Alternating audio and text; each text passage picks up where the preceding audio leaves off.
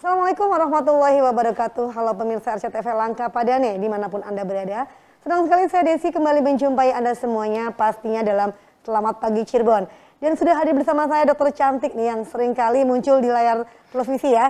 Dokter Suci, apa kabarnya dok? Alhamdulillah. Alhamdulillah ya. Iya, dokter spesialis anak nih ya dari Rumah Sakit Paru Sidawangi yang sebentar lagi kita akan dengarkan gitu kan. Ini juga banyak keluhan-keluhan yang terkait dengan tadi mengenal radang paru ya dokter Suci ya.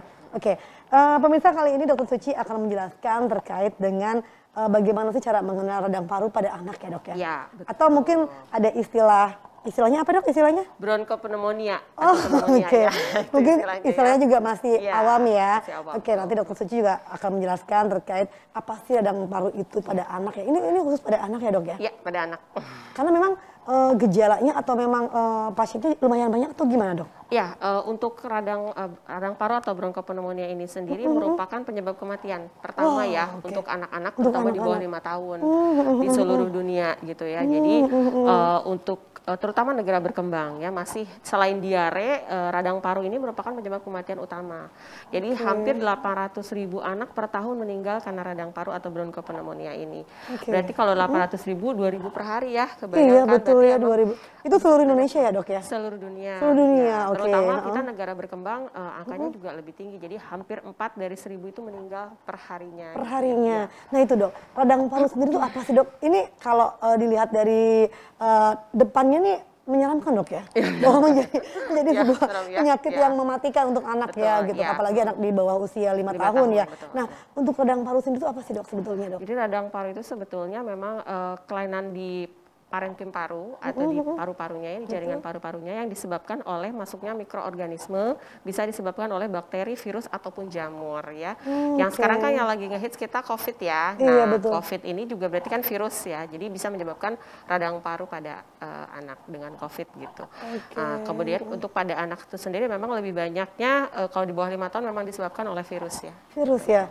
Nah ini tadi dokter sampaikan bahwasanya ada kelainan di dalam paru ya. Parunya ya. Apakah itu terjadi setelah anak ini sudah lahir ke muka bumi ini atau memang ada faktor genetik atau memang dari kandungannya sudah mengalami hal itu dok? Jadi sebetulnya radang paru ini kan memang bisa hampir semua usia ya, bisa di bawah 5 tahun, kemudian bisa di bawah juga satu bulan. Jadi biasanya kalau pada bayi juga bisa didapatkan yang namanya radang paru pneumonia, yaitu biasanya karena infeksi dari dalam lahir juga bisa. Ya jadi sebelum lahir memang sudah infeksi gitu ya, kemudian lahirnya bayinya sesak juga bisa menyebabkan pneumonia pada bayi gitu. Jadi memang bisa mengenai semua usia gitu ya, terutama memang di bawah 5 tahun balita yang di antara umur 1 sampai 5 tahun itu 5 banyak tahun ya. Betul. Berarti penyebabnya ada juga memang sudah terbawa dari janin itu ya dok ya? Iya betul. Akhirnya ketika dilahirkan memang sudah menderita radang paru gitu ya. Nah itu kalau dari janin itu gejalanya seperti apa sih dok?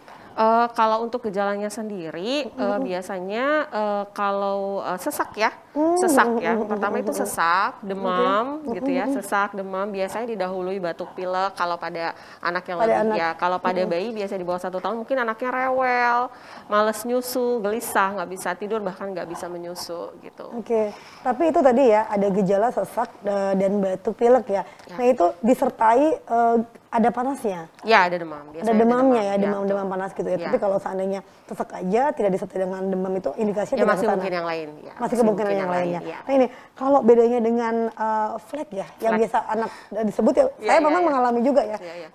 Anak-anak oh ya ini kena flek nih, atau istilahnya tuberkulosis itu sama nggak sih dengan radang paru? Berbeda ya, karena kalau radang paru kan memang disebabkan oleh mikroorganismenya macam-macam tuh, bisa bakteri, bisa virus, bakterinya juga bisa Streptococcus pneumoniae, Haemophilus influenza banyak, virusnya bisa RSV atau COVID gitu ya. Kalau untuk tuberkulosis sendiri memang disebabkan hanya satu mikroorganisme yaitu Mycobacterium tuberculosis. Jadi memang beda penyebab gitu ya. Dan gejalanya juga berbeda gitu. Namun bisa bersamaan terjadi, bisa bersamaan. Jadi pada saat radang paru memang anaknya ternyata dideteksi punya tuberkulosis juga gitu. Tapi merupakan hal yang berbeda gitu. Oke, tapi karena tadi itu ya radang paru itu memang bisa dari bakteri juga. Jadi kemungkinan ketika anak sudah mengalami flek bisa jadi kena ke radang paru juga gitu dok ya? Mungkin ya mungkin hanya sebagai faktor risiko aja ya, tapi belum tentu juga. Tapi merupakan hal yang berbeda sih, penyakit yang berbeda. Oke, tadi penyebabnya dok ya, kita kembali ke penyebab dari radang paru sendiri. Nah, penyebab yang paling rentan ini kan misalnya anak usia 1 sampai 5 tahun kan selalu masih di bawah pengawasan orang tua, seharusnya ya. Nah itu, biasanya terjadi dari mana tuh dok? Ya, biasanya kalau anak-anak karena paparan virus bakteri dari orang dewasa ya. Nah, ada faktor-faktor resiko yang menyebabkan kenapa anak di bawah 5 tahun mudah terkena radang paru. Biasanya pertama karena gizinya kurang, ya kan? Karena asupan gizinya kurang. Kemudian karena misalnya dia riwayat tidak mendapatkan ASI sebelumnya gitu ya. Kemudian anaknya bisa ada faktor cuaca juga gitu ya, faktor cuaca, faktor polusi juga bisa. Polusi, kepadatan hunian, jadi ventilasi kurang baik juga faktor resiko anaknya gampang terkena radang paru-paru. Kemudian tidak mendapatkan imunisasi yang lengkap kayak gitu. Jadi lebih rentannya karena seperti itu. Iya betul. Jadi memang ternyata apa ya, penyebabnya juga karena memang mungkin dari human error juga ya, dok ya. Betul. Artinya bukan karena tiba-tiba semata-mata anak akhirnya menderita radang paru. Ada penyebab-penyebab yang menyertai itu, dan memang sebetulnya penyebab itu bisa kita cegah gitu loh dok ya. Bisa dicegah. Tadi kan dokter juga menyebutkan bahwasanya harus imunisasi itu harus lengkap gitu kan. Berarti itu kan sikap sebagai kita seorang orang tua ya dok ya, gimana caranya untuk mencegah hal tersebut gitu. Betul. Nah penyebab lain mungkin dok, penyebab lain atau misalnya ada faktor genetik atau yang lainnya tidak ada? Nggak ada sih, lebih ke paparan dari luar ya gitu ya. Betul, jadi sebetulnya nutrisi dan ASI gitu ya, itu imunisasi juga. Kemudian sebetulnya kan sekarang sama sih seperti pencegahan pada COVID-19 ya. Ya kan COVID juga banyaknya manifestasinya kan pneumonia itu pada anak ya kan, yang menyebabkan kematian biasanya dengan radang parunya itu yang memberat. Penyertanya ya, penyakit-penyertanya itu ya dok ya. Oke, dokter kita jeda dulu ya dok. Siap. Pemirsa jangan kemana-mana, tetaplah bersama kami pada program Selamat Pagi Ciduan, masih bersama dengan Dokter Suci.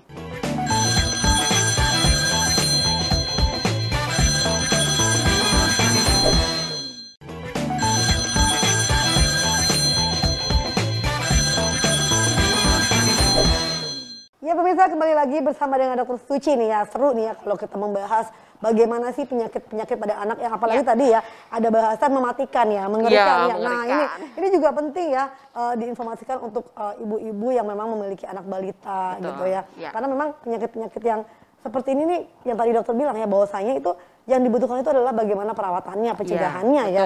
Karena bukan penyakit genetik ya dok ya. Bukan. Ya. Jadi memang orang-orang di lingkungan itu yang harus paham betul, yang harus tahu bagaimana caranya nih ya untuk bisa menghindari penyakit yang mematikan ini. Oke, tadi dokter sudah sebutkan juga penyebabnya ya dok ya, dari berarti memang tidak ada faktor genetik ya dok ya, tidak ada kelainan bawaan gitu ya. Jadi memang semuanya bisa ditangani dengan cara kita hidup bersih gitu ya. Oke, tadi ya kita kembali, apalagi di masa pandemi ini dok ya, virus corona tuh menjadi faktor utama juga dok ya, kematian untuk radang paru ini. Betul, ya banyak. Kenapa tuh dok? Jadi kalau radang paru ini kan tadi kan bisa disebabkan oleh virus atau bakteri nih. Nah, pada saat virus bakteri masuk ke dalam badan si anak, si virus bakteri itu merusak jaringan paru, ya kan? Merusak jaringan paru sehingga menyebabkan jaringan parunya rusak, oksigen tidak bisa beredar dengan baik dalam darah ya kan, makanya anaknya kekurangan oksigen. Itulah hal yang mematikan kan kalau kurang oksigen.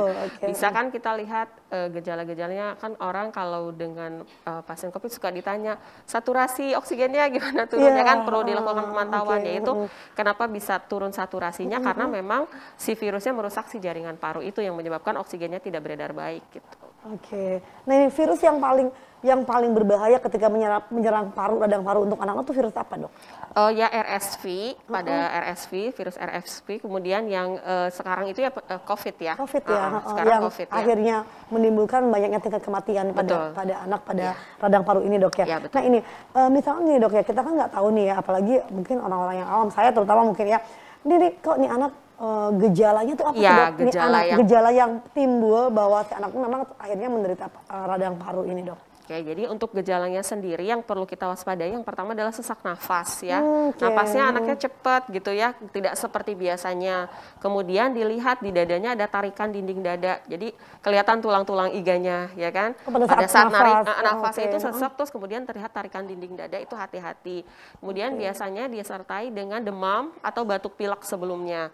Dan kalau pada anak-anak yang lebih kecil kan bingung nih kita bedainnya. Nah, biasanya anaknya gelisah, pas nyusu tuh sebentar-sebentar sesek gitu ya, anaknya lebih rewel, jadi memang perlu diwaspadai, apalagi sampai kalau saat sesek itu anaknya bibirnya mulai biru gitu ya, ujung tangan kaki dan biru, memang itu sudah mulai tanda-tanda bahaya, harus segera dibawa ke rumah sakit gitu. Tapi tidak disertai dengan kejang atau apa dok? Tidak, biasanya tidak, ya? demam ya. Demam, nah. Kecuali kalau memang anaknya bawaannya, kalau demam dia kejang ya, bisa jadi gitu. Pada saat demam terus anaknya kejang juga bisa jadi seperti bisa itu. Jadi ya. Ya. Nah ini tadi dokter kan sampaikan bahwasanya nafasnya sesek. Ya. Kadang kita juga agak bingung dok ya membedakan anak yang memang sudah punya penyakit asma dengan asma dan radang paru ini dok ya. Ini bedanya apa nih doknya? Sesak nafasnya itu nih dok ya. Ya, sebetulnya kalau napas cepatnya sih mungkin sama ya. Tapi kalau pada asma biasanya ada faktor pencetusnya. Misalnya anaknya habis makan dingin atau kena udara dingin gitu ya.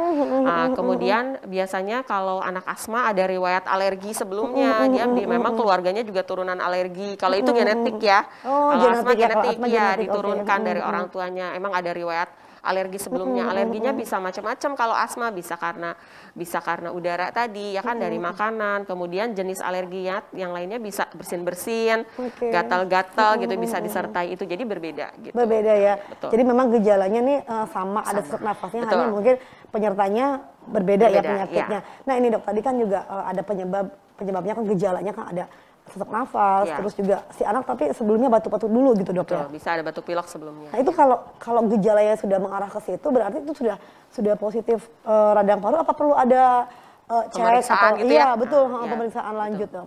Biasanya kan kalau ada gejala seperti itu orang tua langsung bawa ke rumah sakit atau ke dokter ya.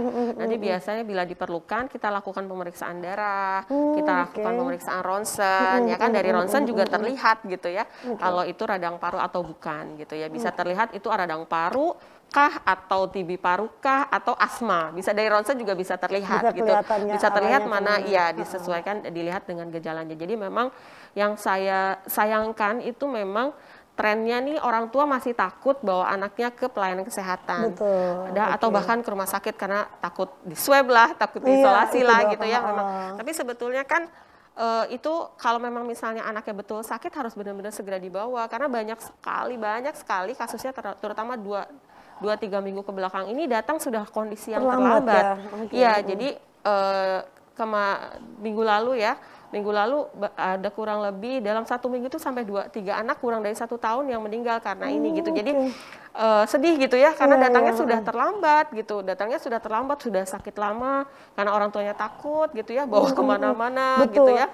Jadi pada saat datang ke rumah sakit sudah kondisinya tidak baik. Tidak baik gitu, ya. Ya karena tadi dok ya, mungkin juga ini informasi juga ya untuk orang tua ya, bahwasanya memang saat ini kita kan pandemi sudah mulai melandai. Jadi memang gejala-gejala yang mengkhawatirkan seperti sesak nafas, lalu tadi ya ada juga disertai dengan demam gitu kan, sebaiknya memang harus segera ke rumah sakit ya. Oke. Kalau kemarin-kemarin memang beberapa bulan yang lalu kita disarankan pokoknya upayakan perawatan di rumah saja. Iya, di rumah saja. Betul.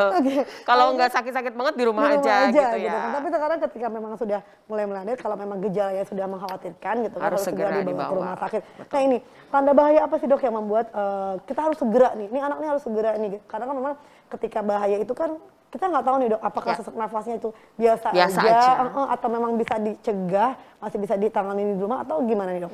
Ya itu anaknya udah gelisah ya, makan minum nggak mau ya kan, karena dia sesek kan, karena dia sesek mau minum juga susah gitu ya, udah gelisah. Bahkan kalau memang misalnya napasnya udah mulai cuping hidung, kembang kempis hidungnya ya, udah posisi gimana juga udah nggak nyaman, itu udah bahaya, segera dibawa ke rumah sakit gitu, mau jam berapapun kalau saya tahu. Kalau itu sudah tandanya sudah emergency ya itu harus segera dibawa. Kalau seandainya sudah gelisah, udah nggak mau makan, udah nggak mau minum, pokoknya udah, berarti tandanya yang harus seperti itu dulu atau gimana dok? Enggak juga sih. Sebetulnya kalau udah ibu bapak, kadang-kadang orang tua kan nggak bisa, udah kok anaknya kayaknya napasnya cepet ya, nggak seperti biasanya ya.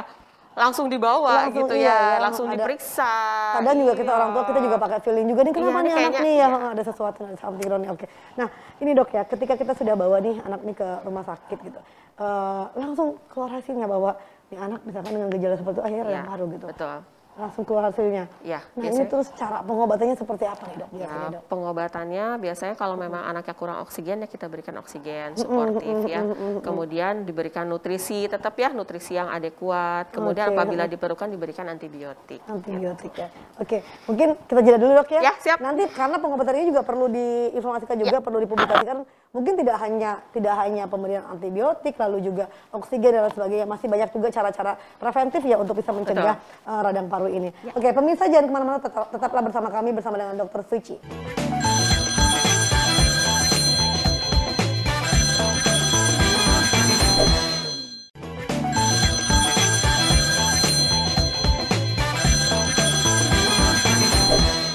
Baiklah pemirsa, masih bersama dengan Dr. Suci nih ya pada Selamat Pagi Cirebon, dan tadi kita sudah banyak informasinya ya. Saya juga agak ini penyakitnya kita sering dengar radang paru, tapi memang tadi menjadi tingkat kematian yang utama juga ya dok ya di dunia ya. Tadi kita juga harus tahu nih dok ya, pengobatan yang tepatnya seperti apa sih dok ketika anak ini memang ada gejala-gejala tadi ya, ditimbulkan ada gejala sesak nafas, lalu juga tadi disertai dengan demam gitu, itu segera ke dokter. Nah itu tadi ada juga pemberian antibiotik, lalu obat lain-lain. Itu selain itu apa lagi dok? Kira-kira obat yang memang benar-benar membuat ini harus sembuh gitu dok. Jadi pada radang paru itu sendiri kan kita bisa nanti curigain ini virus atau bakteri kan. Nah itu dari kita lihat nanti dari pemeriksaan darah ya kan, dari pemeriksaan darah gitu. Kemudian dari pemeriksaan ronsen juga terlihat ini virus atau dari bakteri penyebabnya gitu. Kalau memang misalnya ternyata virus berarti kan biasanya kan COVID ya kalau sekarang kan gitu. Kalau COVID ya kita berikan terapi antivirus gitu ya. Kalau memang ternyata virusnya bukan ke arah COVID, ternyata hasil swabnya negatif, mungkin virus yang lain biasanya kita berikan suportif saja. Jadi biasanya oksigen, kemudian obat anti demam, anti nyeri gitu, nutrisi yang adekuat gitu ya. Biasanya di rawat inap pun seperti itu. Pada beberapa kasus memang biasanya hanya 1/3 kasus yang memerlukan antibiotik ya. Jadi kalau memang misalnya radang parunya karena bakteri, kita berikan antibiotik biasanya seperti itu. Dan antibiotik ini kalau memang iya betul karena radang parunya karena bakteri, biasanya responnya baik. Kalau diberikan beberapa kali saja, biasanya anaknya langsung perbaikan, seseknya berkurang ya. Anaknya bisa mau minum lagi, mau makan lagi seperti itu. Tapi kalau memang sudah terlambat, kadang-kadang gejalanya sangat cepat ya. Kalau datangnya sudah kondisi berat, biasanya kita kasih antibiotik. Ada beberapa yang nggak tertolong juga banyak gitu. Oke, jadi tadi ya, yang penting itu kita orang tua paham betul ya bahwa ini anak nih ada gejala yang memang mengkhawatirkan, harus segera dibawa ke rumah sakit ya, jangan sampai terlambat tadi ya. Betul. Kalaupun misalkan kita bawa ke rumah sakit atau ke pelayanan kesehatan, kalau kondisinya sudah terlambat, tidak akan tertolong dok ya. Betul. Nah ini dok, untuk radang paru sendiri dok, apakah ini bisa langsung pengobatan sekali sembuh atau memang ada continue dok pengobatannya? Nah, ini kan penyakit infeksi ya, jadi tidak seperti penyakit tuberkulosis mungkin ya. Kalau tuberkulosis kan harus kontrol sampai berobat 6 bulan ya kan. Ada yang bahkan sampai 1 tahun gitu kan kalau tuberkulosisnya kena ke saraf otak ya. Nah, kalau untuk radang paru ini sendiri kalau memang sudah sehat, ya udah gitu ya, nggak diperlukan pengobatan lanjutan. Biasanya kalau anaknya udah sehat, sudah membaik, bisa beraktivitas seperti biasa lagi, ceria lagi, makan minum seperti biasa lagi. Jadi nggak perlu pengobatan yang berkelanjutan. Nah biasanya nih dok ya, untuk anak yang sudah pernah mengalami radang paru, apakah sudah sembuh nih, dokter sudah menyatakan sembuh, sudah bisa aktif lagi, sudah ceria lagi, anaknya sudah tidak sesak nafas lagi. Nah mungkin nggak sih dia akan terkena lagi radang selanjutnya dok? Mungkin. Mungkinnya kalau memang dia sudah pernah terkena atau memang virus itu akan terus masuk gitu? Ya itu tadi faktor risiko tadi. Kalau memang misalnya dia tinggal di cuacanya yang dingin, yang tidak ya, kemudian polusi rumahnya misalnya posisinya depan jalan ya kan, yang kena polusi udara, atau memang rumahnya di hunian yang padat yang ventilasinya kurang. Jadi kan pertukaran oksigen dan kumannya juga kan kurang bagus ya. Jadi anaknya orang dewasa yang batuk pilek dia kena lagi gitu. Jadi bisa jadi faktor risiko. Kemungkinan kena lagi dok ya. Saya pikir tadinya kalau yang sudah terkena radang paru, lagi ya. Iya, sudah kebal gitu ya. Sih. Tetap ya. Tetap bisa kena lagi. Tapi penyakit ini bisa sembuh kalau memang penanganannya segera dan tidak terlambat tadi dok ya. Nah ini dok ya, mungkin juga ini perlu juga diinformasikan pencegahannya itu seperti apa sih dok, biar ini jangan sampai lah ya, walaupun bisa sembuh tapi jangan sampai terkena penyakit ini yang tadi disebutkan mematikan, itu kan mengerikan juga dok ya. Untuk pencegahan sendiri yang pertama kita selalu gonggongkan ya pola hidup bersih dan sehat ya kan. Sama seperti sekarang ya, menjaga cuci tangan, aman ya gitu ya, menggunakan masker pada saat kondisi sekarang sama seperti itu 5M. Kemudian ditambah dengan nutrisi yang adekuat ya. Jadi anak jangan sampai cukuplah makronutrien, karbohidrat, lemak, protein, vitamin dan mineralnya cukup gitu ya. Kemudian anaknya kalau bisa memang diberikan ASI gitu ya, diberikan ASI eksklusif ya, itu untuk mencegah. Dan jangan lupa diberikan imunisasi. Imunisasinya apa aja kan anak-anak belum semua bisa mendapatkan vaksinasi COVID nih. Jadi bisa kita berikan imunisasi lengkap seperti DPT ya kan, kemudian campak ya gitu, kemudian vaksin pneumokokus ya, pneumokokus dan influenza gitu. Jadi memang dilengkapi saja imunisasi yang disarankan ya, disarankan oleh pemerintah. Gitu. Oke, jadi tadi ya pencegahannya juga kita tadi ya mudah-mudahan lah dengan terbiasanya kita pandemi ini 1,5 tahun dok ya, kita akhirnya sehat. menjadi terbiasa hidup bersih. Betul, gitu kan, bersih dan sehat. Hidup sehat. Iya. Gitu. Mudah-mudahan ini juga tingkat radang paru pada anak juga akan berkurang ya. Amin. Seiring dengan kita kebiasaan kita dengan kebersihan yang memang sudah 2 tahun ini dok ya, kita sudah jaga jarak. Gitu ya. Oke, tadi imunisasi juga dok ya. Mungkin terakhir dokter pesannya untuk masyarakat dok. Ayah bunda, sekali lagi kalau memang menemukan anaknya gejala tadi seperti sesak napas, ada tarikan dinding dada, demam, rewel gitu seperti yang tadi saya gitu ya, boleh anaknya tuh segera dibawa ke paskes terdekat gitu ya. Jangan takut untuk di-swab gitu ya. Karena kalaupun memang kan kalau memang harus di-swab kan itu untuk menentukan terapinya, untuk menentukan ketepatan terapinya ya kan. Jadi memang jangan sampai hal-hal yang tidak diinginkan terjadi pada anak kita gitu ya. Jangan takutlah ke rumah sakit. Kami semua tenaga kesehatan, kami juga di Rumah Sakit Paru Sidawangi sudah melakukan vaksinasi ya, booster yang ketiga, hampir semua sudah divaksin gitu ya. Iya, dan kami sudah melakukan di rumah sakit juga sudah melakukan zonasi ya kan, mana ruang perawatan COVID, mana ruangan non COVID gitu ya. Jadi insya Allah ke rumah sakit berobat aman gitu. Oke, pokoknya sekarang tuh ya kita nggak usah takut lah ya. Nggak usah takut untuk datang ke rumah sakit, apalagi kok dalam kondisi yang sudah gawat darurat. Betul. Ya. Oke, karena memang tadi ya radang paru ini cepat tadi ya dokter bilang ya, menjadi kematian juga ya. Betul. Jadi memang ini juga perlu diinformasikan kepada masyarakat juga dok. Nah, di Rumah Sakit Paru sendiri gimana dok? Untuk apa ya nih? Untuk penanganan radang paru ini. Kalau untuk penanganan di Rumah Sakit Paru Sidawangi, untuk pemeriksaan baik itu ronsen, pemeriksaan darah dan untuk ruangan juga lengkap ya. Lengkap ya. Kami sampai ke sampai ke ruang intensif untuk anak juga kita ada gitu ya. Kadang-kadang kan beberapa anak kan perlu diberikan alat bantu nafas gitu ya, seperti ventilator gitu di kami ada di Rumah Sakit Paru lengkap. Jadi Rumah Sakit Paru sudah lengkap ya dok ya untuk penanganan radang paru pada anak ya. Oke, luar biasa. Terima kasih dokter Suci. Sama-sama. Informasinya terima kasih banyak. Ini mudah-mudahan juga teredukasi ya untuk para orang tua ya, terutama yang memang memiliki anak di bawah usia 5 tahun tadi ya, karena memang itu rentan sekali terjadi pada anak ya. Betul. Karena memang anak tuh kan kadang kalau sakit, kalau sesak nafas dia nggak bisa ngomong, nangis. Ini nangis, cukup dengan nangis, terus nafasnya nggak bisa. Kalau orang dewasa kita bisa ngeluh, ini kenapa ya? Gitu. Oke, mungkin itu saja dok ya. Terima kasih banyak dokter Suci. Sehat selalu, sukses selalu. Sampai ketemu lagi. Siap. Pasti kita ketemu lagi. Siap. Terima kasih. Oke, terima kasih pemirsa. Itu tadi perbincangan kami bersama dengan dokter Suci terkait dengan bagaimana cara kita mengenal radang paru pada anak. Akhirnya saya di sini mengucapkan terima kasih. Assalamualaikum warahmatullahi wabarakatuh.